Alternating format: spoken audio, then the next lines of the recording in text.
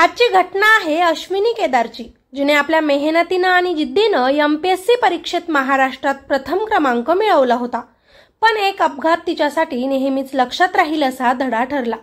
पुणे जिल्ह्यातल्या खेड तालुक्यातील पालू नावाचं छोटंसं गाव, तिथे एका शेतकरी कुटुंबात जन्मली होती अश्विनी। घरात श्रीमंती नव्हती, पण स्वप्न मात्र अफाट मोठी होती तिची। लहानपणापासूनच तिच्या डोळ्यांत चमक होती। अभ्यासाबद्दलची आवड आणि पुढे काहीतरी मोठं करायचं या निर्धारानं ती मोठी होत गेली। आई वडील जास्त शिकलेले नव्हते, पण त्यांनी मुलींना शिक्षणाचं महत्त्व समजून दिलं होतं। त्यामुळे अश्विनीवर लहानपणापासूनच एक वेगळी छाप पडली। गावातल्या साध्या शाळेत तिनं प्राथमिक शिक्षण घेतलं। तिचे शिक्षक म्हणायचे, ही मुलगी फार वेगळी आहे। ती नेहमी काही अडलं तर प्रश्न विचारायची, समजून घ्यायची आणि शिकलं की इतरांना समजून सांगायची। घरची आर्थिक पार्श्वभूमी, साधं शेतावरून जे मिळायचं तेवढंच पुरायचं। कधी पीक झालं तर हसू, कधी पिकं नष्ट झाली तर डोळ्यांत पाणी। पण या सगळ्यांतही अश्विनीनं आपलं शिक्षण सोडलं नाही। शाळेत ती नेहमी पहिली यायची। खरं तर मुलींसाठी गावातल्या लोकांची मानसिकता थोडी वेगळी असते। अगं, जास्त शिकून काय करणार तरी, लग्नच तर होणार आहे पुढे जाऊन। पण अश्विनी मात्र या मतांवर ठाम होती। ती म्हणायची, लग्न तर सगळ्यांचंच होतं, पण आधी मी माझं ध्येय पूर्ण करणार। मी पोलीस अधिकारी व्हायचं ठरवलंय। 10वी 12वी अव्वल गुणांनी पार करून ती पुण्यात कॉलेजला आली। तिनं इंजिनिअरिंगला ॲडमिशन घेतलं। गावातली साधी मुलगी, पण डोळ्यांत मोठी स्वप्न। शहरात आल्यावर तिला कळलं स्पर्धा किती मोठी आहे। इथं प्रत्येक विद्यार्थी स्वप्न घेऊन धावत होता, पण अश्विनीला भीती नव्हती। उलट आव्हानं तिच्या स्वभावात होती। कॉलेजमध्ये तिला अनेक गोष्टी पहिल्यांदाच अनुभवायला मिळाल्या। वसतिगृहाचं जीवन, शहराची धकाधक, अभ्यासासाठी लागणारी मेहनत, पण या सगळ्यांमध्ये तिनं स्वतःला कधीच हरवू दिलं नाही। तिचा राऊंडमध्ये मोठ्या मल्टीनॅशनल कंपनीत कॉलेजकडून सिलेक्शन देखील झालं, पण तिला तो जॉब करायचा नव्हता, कारण तिचं लक्ष होतं एमपीएससी परीक्षा। पुण्यात आल्यावर तिने या परीक्षेबद्दल सखोल माहिती मिळवली। पोलीस उपनिरीक्षक PSI व्हायचं ही तिची जिद्द अधिक दृढ झाली। एमपीएससीचा प्रवास सोपा नाही।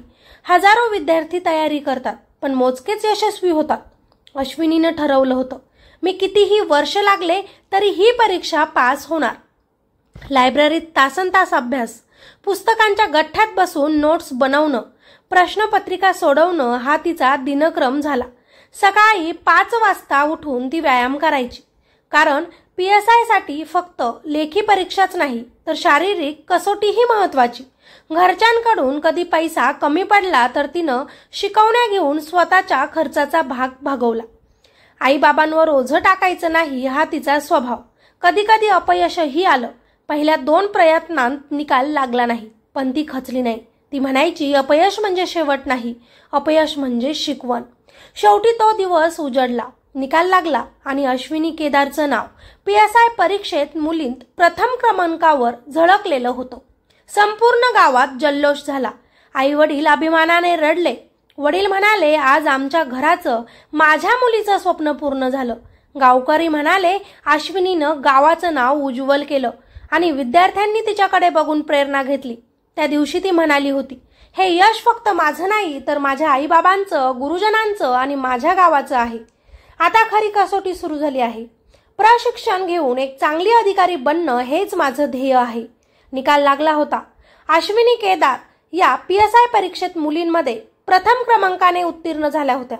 घरभर आनंदाचं वातावरण, नातेवाईकांचे फोन, गावात सतत लोकांची गर्दी। प्रत्येक जण येऊन म्हणायचा, अश्विनी तू कमाल केलीस, आता तर आमच्या गावाला वेगळंच नाव मिळालं।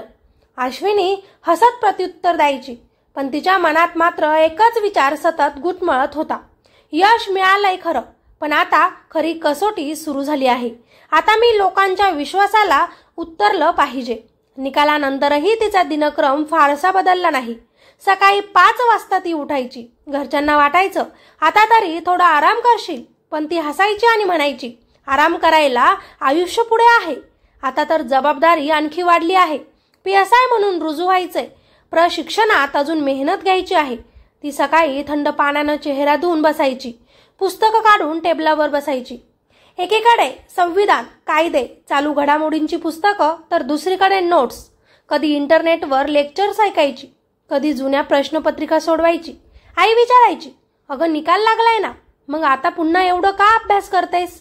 अश्विनी शांतपणे उत्तर द्यायची, आई हे सगळं मी फक्त परीक्षेसाठी नाही करत. पोलीस सेवेत गेल्यावर मला लोकांना न्याय द्यायचा आहे. त्यासाठी ज्ञान, तयारी आणि आत्मविश्वास हवाच.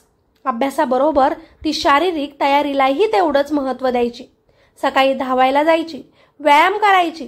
तिला ठाऊक होतं, PSI साठी केवळ मेंदू नाही तर शरीरही तितकंच ताकदवान असायला हवं. गावातले लोक अनेकदा म्हणायचे, अरे बघा आपली अश्विनी सकाळी पळत जाते. खरंच मुलीनं किती जिद्द ठेवली. लहान मुली तिच्याकडे बघून म्हणायच्या, आम्हाला पण अश्विनी ताई सारखंच अधिकारी व्हायचं आहे.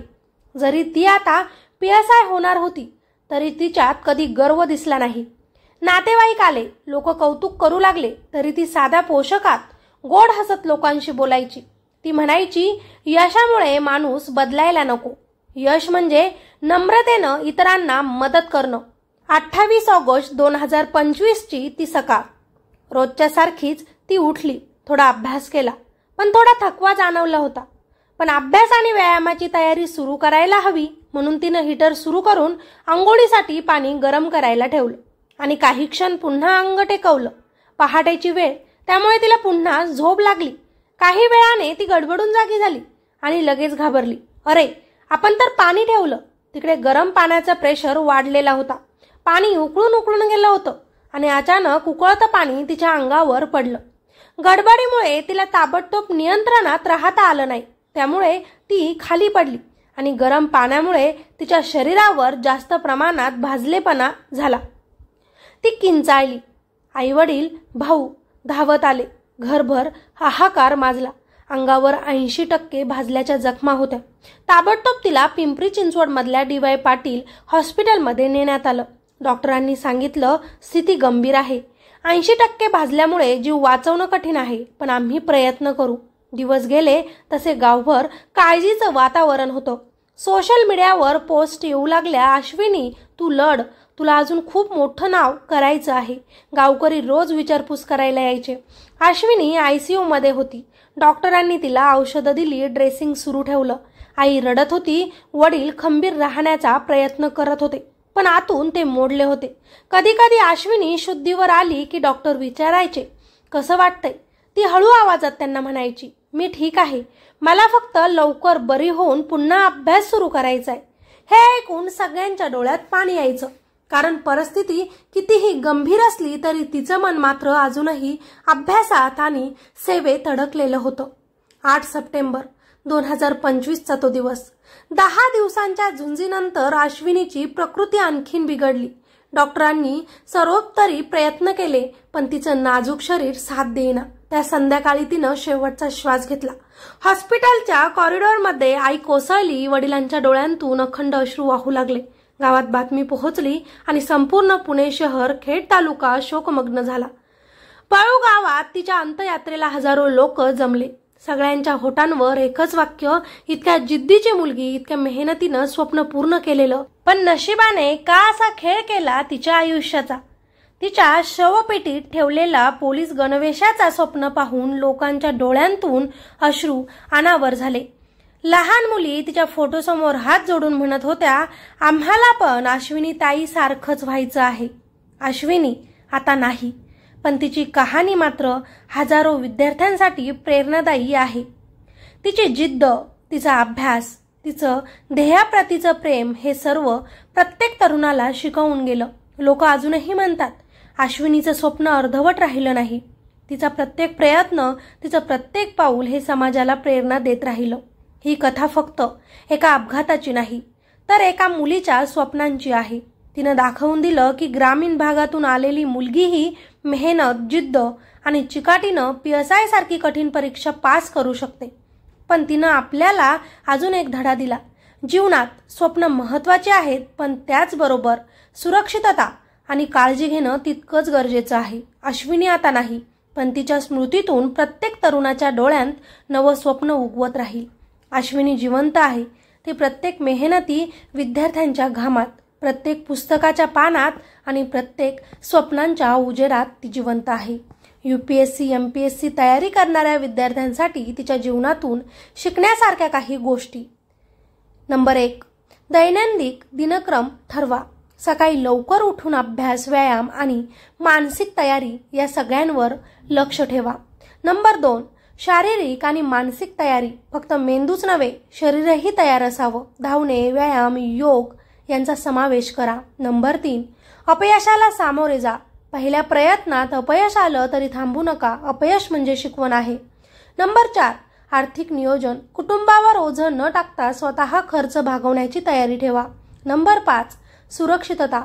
अभ्यासात इतकं गुंतून जाऊ नका की स्वतःची काळजी घेणंच विसरून जाल. अगदी घरच्या साध्या गोष्टींचा योग्य वापर करा. अश्विनी सोबत घडलेली घटना आपल्याला एक महत्त्वाचा धडा देते. स्वप्न पूर्ण करण्यासाठी मेहनत, चिकाटी आणि अभ्यास महत्त्वाचे आहेच, पण त्याचबरोबर स्वतःच्या शरीराची आणि आरोग्याची काळजी घेणं तितकंच गरजेचं आहे. सकाळी उठून अभ्यास करणे, तयारी करणे, स्वप्नांची जिद्द ठेवणे हे सर्व चांगलं आहे, पण सुरक्षितता आणि सावधगिरी ही कधीही दुर्लक्षित केली जाऊ नये.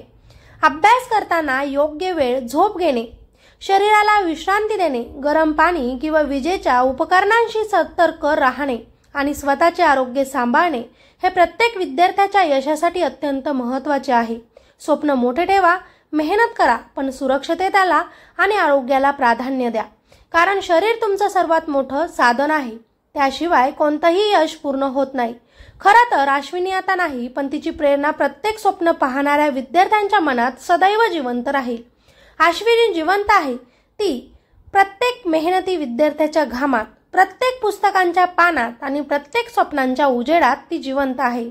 देव तिच्या आत्म्यास शांती देवो.